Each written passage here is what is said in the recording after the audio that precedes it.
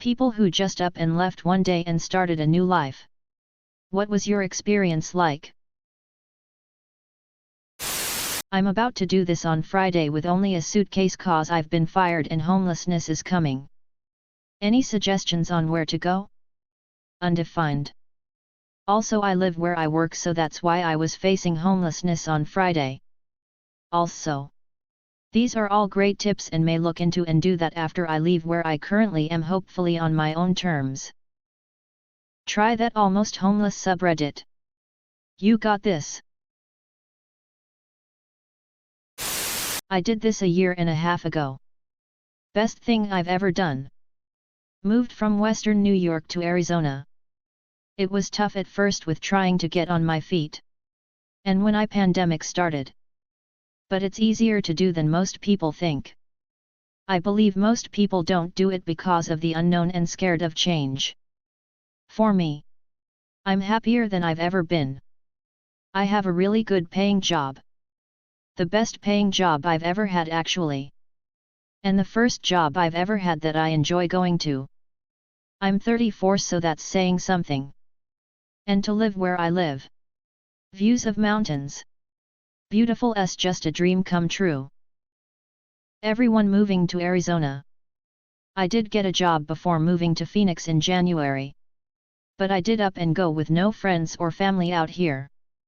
Got a job and started 2 weeks later. Moving my entire life. 4 years ago. I abruptly quit a job I had worked for 5 years that I finally had to admit was a dead end.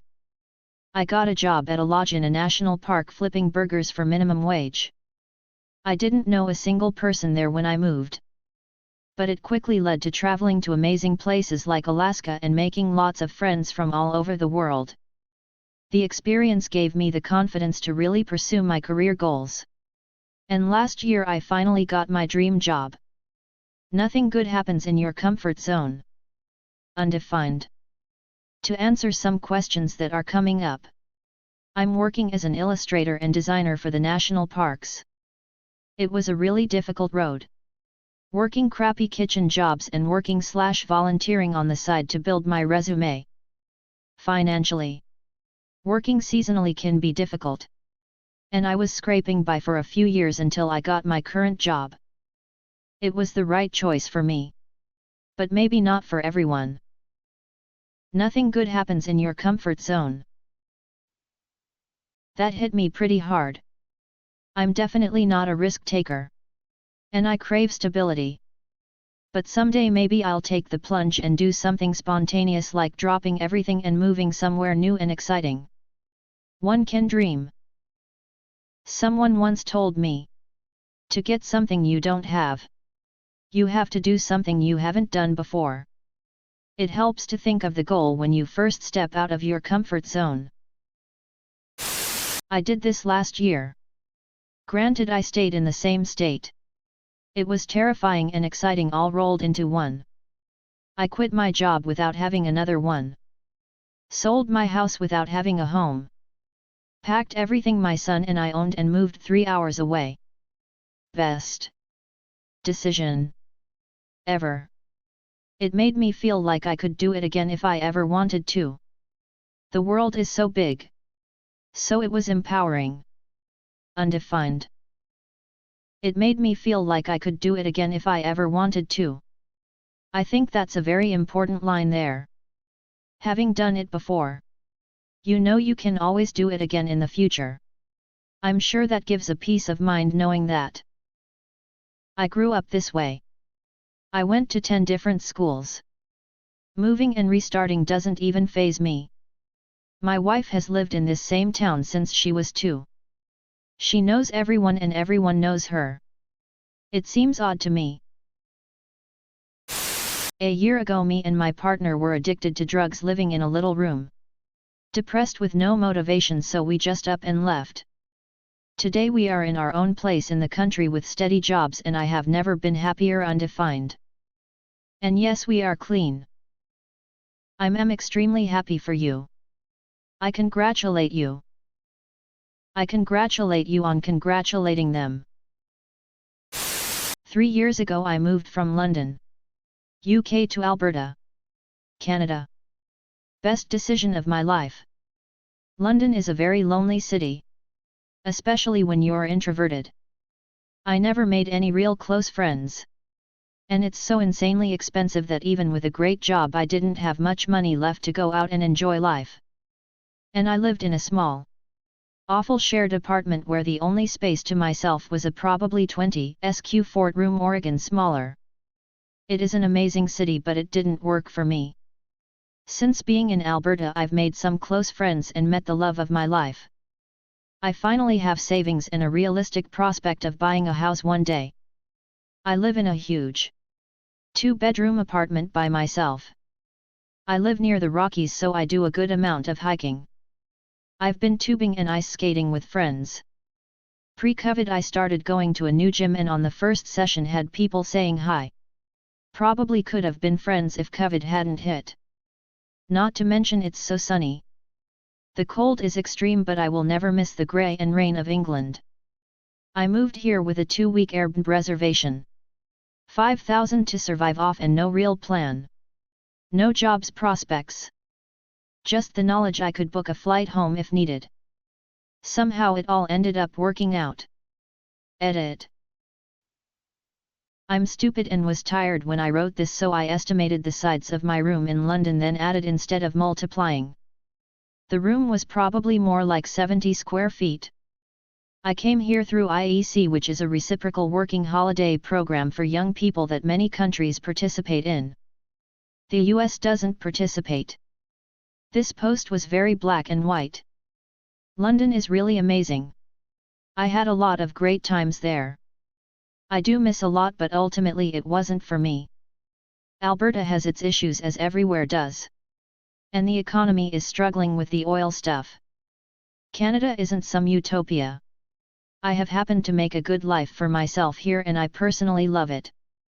But no hate on the UK. It'll always be my home and I really miss roundabouts. Awesome. Winters are a bit different. Are there really wolves out there? Like free roaming? I did this 3 months back. Shifted from Delhi, my hometown where I lived with my parents and brother, to Bangalore. I had been depressed for the last 3 years. Worked in a very unsatisfactory job and did almost no work.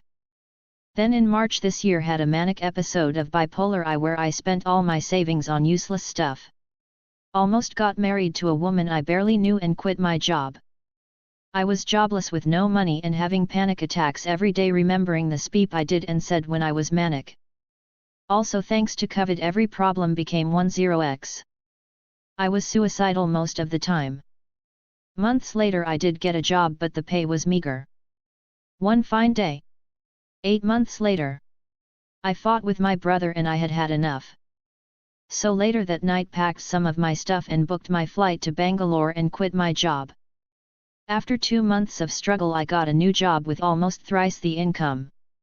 Rented my own 2 BHK flat all for myself. Threw all my old clothes and got new ones. Started 3 other things. Started learning boxing and lots more. All my friends live nearby and best of all I live in the best area probably in all of India. Everything is so much better that sometimes I think it is all in my head and I am actually in coma from a suicide attempt. Tell me this is real. How it will work for others, but I think it is worth a shot. Edit. Thanks a lot for all the love, it really made my day.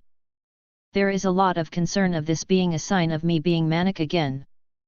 Some people with bipolar / know someone with bipolar are asking me how I know this is not mania.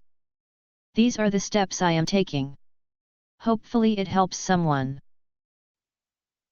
I have a 12-point scale that I rate myself every day on. 0 is utterly suicidal. 1 to 2 is dark depression. 3 is mild depression. 4 is low mood. 5 to 6 is stable. 7 to 8 is high energy caution.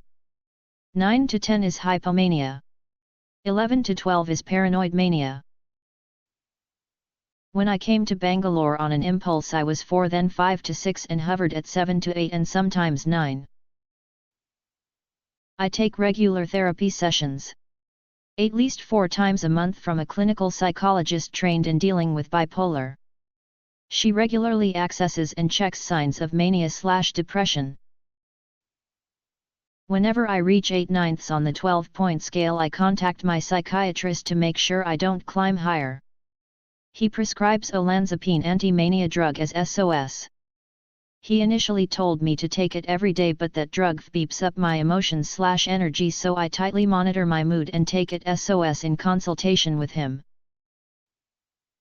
I have an impulse control rule. Whenever something sounds impulsive/too good I first talk about it with friends and family to check if I am not crazy again, then set a time duration after which I can act on the impulse. I am prescribed one med and I take that every day without fail whatsoever happens. Also I refrain from drugs. I always wanted to do LSD, etc. but I won't ever because that instantly triggers mania in lot of people. So I am trying my best not to go manic/in depression again. Let's hope it works. Best of luck to all bipolar people out there. Much love. There is a silver lining. Trust me. That's amazing. And I can confirm you're in reality right now.